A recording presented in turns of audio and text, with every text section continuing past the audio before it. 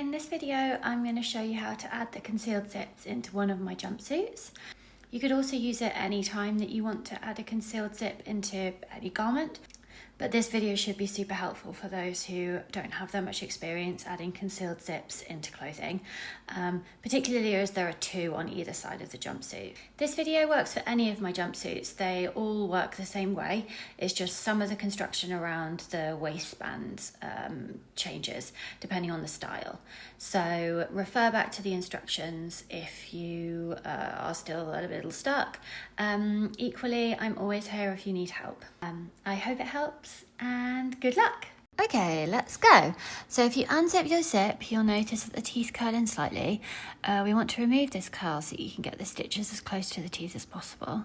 So go ahead and unzip them and lie them upside down, so that's the inside of the zip is facing upwards, and press that curl flat. You want to try and get as close to the zipper as possible. Repeat for the other side of the zip tape and the other zip. At the top of your zip, you'll have this little piece of plastic that stops the zipper from coming off the zip. But you want this plastic bit to be 10mm or 1 centimetre from the raw edge of the waist of your trousers. I start by putting a pin there and then you can double check. Honestly, I've put in so many of these zips that I just know what 10mm is in my sleep.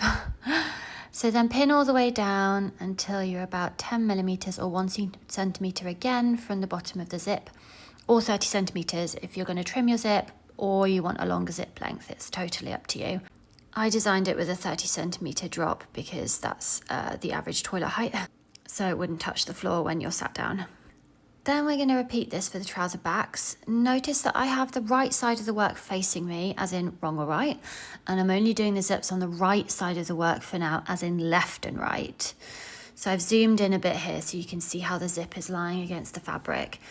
It's upside down, so the right side of the work or jumpsuit is facing you and the zip is right side down, so the wrong side of the zip is facing you. And the teeth of the zip are facing away from the raw edge of the trouser legs. Here's a nice close-up. You can see all the pins all the way down the length of the zip. There's lots of pins. I recommend putting as many pins as you can if you've not done many concealed zips. So now we're going to go over to our sewing machine. So change to your invisible zipper foot, and then we're going to put it on the left-hand side first because the teeth of the zip will be on the left side. Put the foot down and move your needle as close to the teeth as you feel comfortable with. I like to drop the needle into the fabric manually at first to check that I'm as close as I can be. Okay, deep breath, let's go. Okay, so a little pep talk while we're sewing. The further the teeth are from your stitches, the more of the zip tape is going to show. So you want to have as little of the zip tape as showing as possible, really. But I want you to know that I have put in hundreds, and I mean hundreds of zips, and it took me a really long time to get as close as I can do now.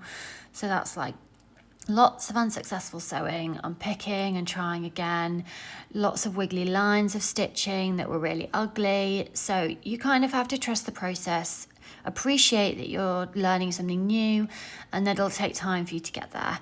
You're doing great. So when you get down to the bottom, you want to go back and forth for a few stitches to seal the end, and then trim all the loose threads.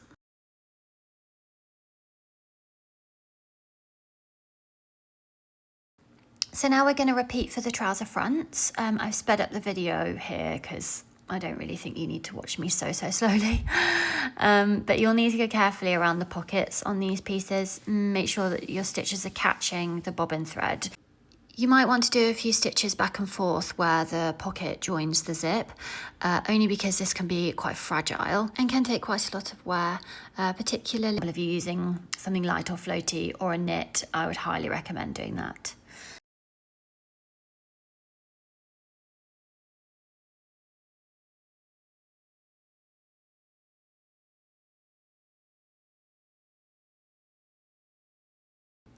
Okay, so that's both right, as in left and right, sides done of the zips. So lay both pieces of the trousers down on your table and lie the zips flat. This is maybe the trickiest bit to get right, but once you've done it once, you'll be able to see when it's wrong. So lie the zips flat so that everything's lying the same way, and then you're going to want to twist the tape counterclockwise, so anti-clockwise for Brits. Twist it once, twist it twice, and then pin it down as before. If you only twist it once, the teeth of the zip are going to be lying in the wrong direction. They're going to be against the edge, and that's not what we want. So this is the most confusing bit. You want the zip tape to lie with the teeth away from the raw edge of the jumpsuit, so it can help to close the zips, which I'll show you in a minute, so bear with. And then you want to pin all the way down the zip as before. You can see when we get to the bottom that the zip essentially looks like it's inside out. Okay, you can see from this quite blurry video, sorry, that the presser foot is now on the other side. It's on the right clip. That's because the teeth of the zip are now on the right hand side. You also don't have to sew it this way around, by the way. You can do the left sides first if you prefer. I'm actually not sure if it's habit or I just am right-handed, so I find it easier to do it that way. Who knows? Again, you're going to want to move your needle around so that you can get as close to the teeth as possible. And you can see here that my needle got stuck in one of my pins. Look at the state of that. Okay, so now you've done with one side of the zip. At this stage, I check that I've done it correctly. I've had to unpin a lot of zips here. So you turn the zip pull so that it's facing outwards or onto the right side of the fabric, and then you do the zip up. You can check you're happy with your stitching here on the right side of your work. If you could hear the original audio of this clip, you'd hear me saying like, oh my God, yes, to my partner about the pattern matching. Okay, so if you're happy with everything, we're going to close off the end of this zip. So pull the tape away slightly, and then you're going to want to put a pin where the stitches are at the bottom of the zip. And then I'm just checking the pattern matching here really, but you can then pin a little way down because we're not going to sew the whole of that seam in one go. We're just going to close off the end of the zip, and then we'll finish the trouser seam later. But put a pin in this for now. We're going to come back to it in a bit. Okay, we're going to finish off the zips now. So we're going to do the right side as worn. So you can see it's on the left hand side here. And as I said earlier, I'm going to do up the zip to show you that way. So do up the zip. And then, as you can see, it's so much easier. You can pin it directly. So once again, I've left a 10mm or 1cm seam allowance at the top, and then I'm going to pin all the way down.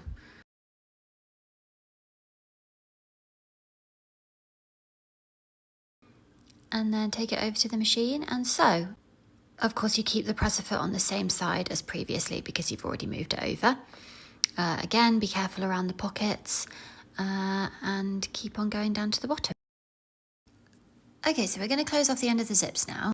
So you've got the wrong side of the work facing you. You're going to move the zip out of the way slightly with your right hand and then take the trousers in your left hand. Put a pin in there as close to the stitches as possible. In this clip, you can see that the pin on the furthest left, so the top, the pin as if it was worn, is where the line of stitching stops. And there's a couple of pins below this. So we're going to start sewing as close to the end of that line of stitches as we can. So if you drop your foot as close to the zip as you can and then lower the needle, you may need to move the needle around a bit to get closer. You want the new line of stitches to sit as close to the outside of the existing row of stitches as you can. So you go back and forth a little bit. These stitches will take some wear, so you want to try and stabilize them as well as possible.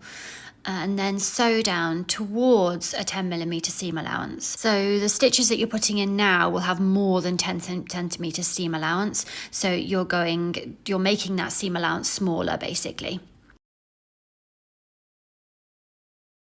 So give everything a good press. This is like the last time probably that you'll be able to lie it this flat. So you want to make sure that everything is nice and crisp. Okay, we're so close. Finally, we're going to add some stitches at the bottom of the zip at a 90-degree angle to the zip. This gives the fabric a little bit of protection because those stitches really take a beating sometimes when you do up and undo the zip if you're not like super careful, which, you know, you can't be that careful all the time. Mark me for my pattern matching, please. I did go back and repair it. And then so this is what the rest of the trousers will look like when you're finished. Ta-da! I hope you found this video useful. You can save it for the future or send it to a friend if you think that they might find it helpful too. And that's it. Happy sewing!